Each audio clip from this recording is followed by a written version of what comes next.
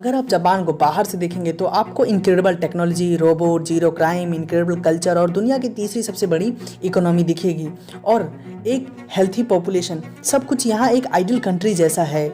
लेकिन अगर आप जापान को बहुत क्लोजली समझने की कोशिश करेंगे तो एक इनका डार्क साइड भी है। जापान को अगर आप बहुत करीब से समझने की कोशिश करेंगे तो आपको एक ऐसी पॉपुलेशन है जो बिल्कुल भी सक्सेसफुल नहीं है। वो पूरी सोसाइटी में आइसोलेटेड है, ना उनके पास जॉब है, ना उनकी मैरिज हुई। यहाँ एक कंप्लीट आइसोलेटेड पॉपुलेशन है। जापान में इस अनसक्सेसफुल यंग लोगों की संख्या करीब 15% है और यह जापान के धुंधले भविष्य को दिखाता है।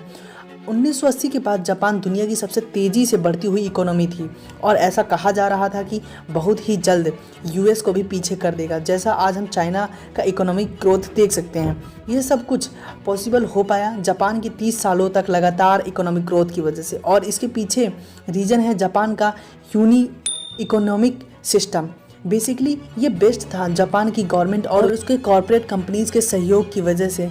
जापानीज़ कंपनियां जो आपस में ही एक दूसरे के शेयर ऑन करते हैं और एक दूसरे को सपोर्ट करते हैं उनके ग्रोथ में, और इसके साथ ही जो टॉप कंपनीज़ होती हैं उनको गवर्नमेंट का सबसे बड़ा सपोर्ट होता है। जितना भी पैसा उनको लोन के रूप में चाहिए होता है जापान की गवर्नमेंट उनको प्रोवाइड कर देती है, और इसी वजह से जापानीज़ कंपनीज़ की ग्रोथ पॉसिबिलिटीज़ बहुत ज़्यादा बढ़ जाती हैं और इजीली पूरी दुनिया में एक स्पेंड कर सकती हैं। इसके साथ ही गवर्नमेंट बाहर से आने वाली कंपनियों के ऊपर कई सारे रिस्ट्रिक्शंस लगा देती है जिससे उनकी कंपनियां इजीली अपनी कंट्री में ग्रो ना कर सकें, और जितने फॉरेन कंपनीज़ हैं वो उनकी कंपनीज़ को कंपटीशन ना दे सकें। हालांकि यह सिस्टम ना ही हेल्थी है और ना ही फेयर, लेकिन इससे जापान गवर्नमेंट को उनके इकोनॉमिक ग्रोथ में बहुत बड़ी मदद मिली। जापान का स्टॉक मार्केट बूम करने लगा और जापानीज़ प्रोडक्ट्स पूरी दुनिया में छा गए, और यहाँ पे जापान के आम लोगों को पता चलता है कि अगर उन्होंने बहुत ही ज़्यादा मेहनत किया और अपनी कंपनी की ग्रोथ में सपोर्ट किया तो उनकी लाइफ टाइम एम्प्लॉयमेंट और की अपॉर्चुनिटी बहुत बड़ी खड़ी थी, क्योंकि जापान के हर एक कंपनी में 1919 तक बहुत तेज़ी से ग्रो कर रही थी।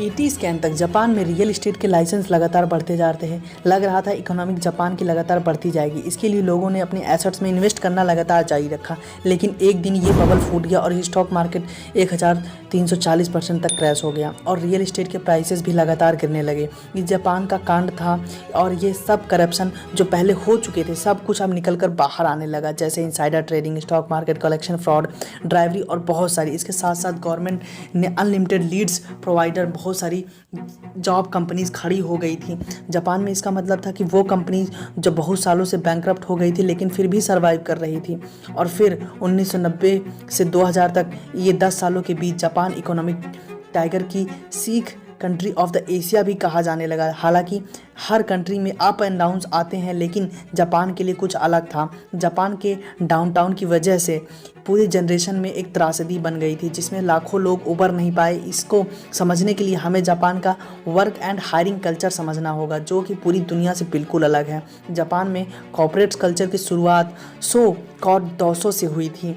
यह जापान की एक जॉब हंटिंग की प्रथा है जिसमें हर यूनिवर्सिटी ग्रेजुएट कॉलेज को पूरी करने के बाद गुजरना पड़ता है। जापान में बड़ी कंपनी साल में एक बार फ्रेशर्स का ग्रेजुएशन को हायर करती है और इसके लिए स्टूडेंट्स को कई राउंड ऑफ इंटरव्यूज़ के और सेमिनार से गुजरना पड़ता है, और इसके बाद जब स्टूडेंट को जॉब मिलती है तो रिटायरमेंट तक इसी जॉब को कंप्लीट करते हैं। इसको जापानी स्टोर में सुशील को योग कहते हैं, जिसका मतलब है कि लाइफ टाइम एम्प्लॉयमेंट, और कंपनी जिनको इसके परफॉर्मेंस के हिसाब से कई सालों तक और नए नए लेवल पर प्रमोट किया जाता रहता है। और जिस स्टूडेंट इस रिचुअल को फॉलो नहीं करता, अगर उसे वो कंपनी छोड़ दी और किसी दूसरी कंपनी के लिए गया इंटरव्यू देने, तो आप उसको कोई भी कंपनी हायर नहीं करेगी। यही जापान का वर्क कल्चर है। 1919 तक जापान में यही वर्क कल्चर फॉलो किया जाता है और आज जापान में यही वर्क कल्चर फॉलो किया जाता है। जापान में इसमें स्टूडेंट को जॉब स्टेबिलिटी तो मिलती है, लेकिन इस वजह से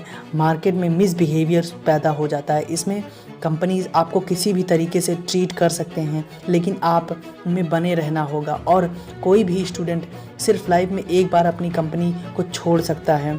जॉब वो अपने कॉलेज पास आउट करता है और उसी समय बस उसे एक मौका होता है कि पूरे लाइफ में अगर स्विच किया तो उसे कोई भी कंपनी अब हायर नहीं करेगी। लेकिन 1990 के इकोनॉमिक बबल अस्त होने के बाद जापान में सारी कंपनीज अपनी हायरिंग बंद कर दी और ये रिचुअल उसी समय टूट गया और 8 से 7 सालों तक अगले किसी भी कंपनी ने फायरिंग नहीं की जापान। और उस समय के साथ जापान में थोड़ी इकोनॉमिक डेवलपमेंट आई और 2000 के बाद प्रोफाइलिंग स्टार्ट हो गई, जिसमें ये जो 1997 से 1999 तक के स्टूडेंट थे उनको कोई भी जॉब नहीं मिल रही थी, जॉब के लिए फिट नहीं बैठते थे। अब जो कंपनी फ्रेशर्स को हायर कर रही थी और ये पूरी जनरेशन लॉस्ट एंड एक्शन बन गई थी। लाखों बच्चे सिर्फ टेम्प्रेरी जॉब और पार्ट टाइम पर निर्भर करते थे। ये अपने पेरेंट्स के ऊपर डिपेंडेंट रहते। इनमें से मोस्टली ना तो ही शादी की थी, ना ही बच्चे पैदा किए, क्योंकि इनके पास कोई मेजर साधन नहीं है इनकम का। और ये पॉपुलेशन आज पूरे घरों में बंद है और आइसोलेटेड रहते हैं। ये पूरी तरह से एडिक्टेड हो गए हैं इंटरनेट के और